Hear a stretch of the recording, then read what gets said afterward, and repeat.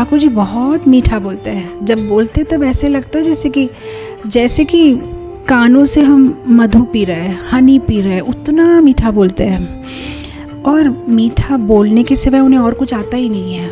अगर कोई केक खा रहा हो, आप केक कहीं से भी खाओ, मीठी ही लगेगी। आप ये वाला पीस लो या वो वाला पीस लो, नीचे से लो या ऊपर से लो, आप फ्रिज में रखने के बाद खाओ या बाहर में रख के खाओ, आप थर्सडे को खाओ या फ्राइडे को खाओ, केक मीठा ही होता है। केक का गुण कभी चेंज नहीं होता है। उसी तरह से ठाकुर जी कैसे भी परिस्थिति में मीठा ही बोलते हैं। इनफैक्ट वो वृत्तांत आता है जहाँ पे भृगुमुनि भगवान को लात मार देते हैं छाती पे, फिर भी ठाकुर जी मीठा बोलते हैं। अरे तुमको लगा तो नहीं, मेरी छाती तो बहुत कठोर है और तुम्हारे पैर बहुत कोमल है। तो भगवान हर परिस्थिति में मीठा ही बोलते हैं।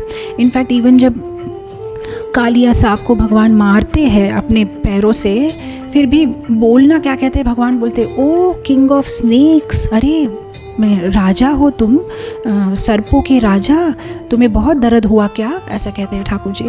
अब ऑफकोर्स कोई सोच सकता है पर ठाकुर जी ने फिर मारा क्यों उसे? नहीं, एक डॉक्टर को तो चाकू लेके स्टमक को काटना ही पड़ेगा अगर ट्यूमर निकालना है तो। डॉक्टर गुस्से से नहीं काटता है स्टमक, प्यार से काटता है, क्योंकि उसे उस रोग से बचाना है पेशेंट को।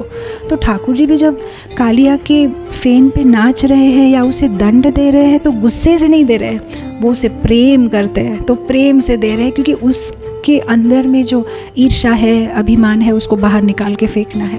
पर बोलना, ठाकुर जी उसके साथ इतनी प्यारी तरह से बात करते हैं, अरे तुम्हें लग रही है क्या, तुम्हें मैंने बहुत पेन दिया। तो ये भगवान का स्वभाव है।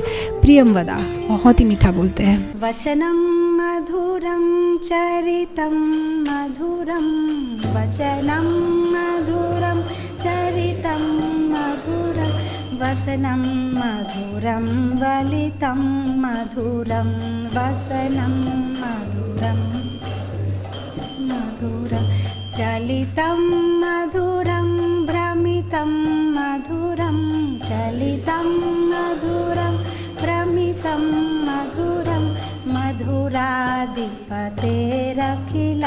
मधुरं, मधुराधिपतेरखिलं मधुरम्।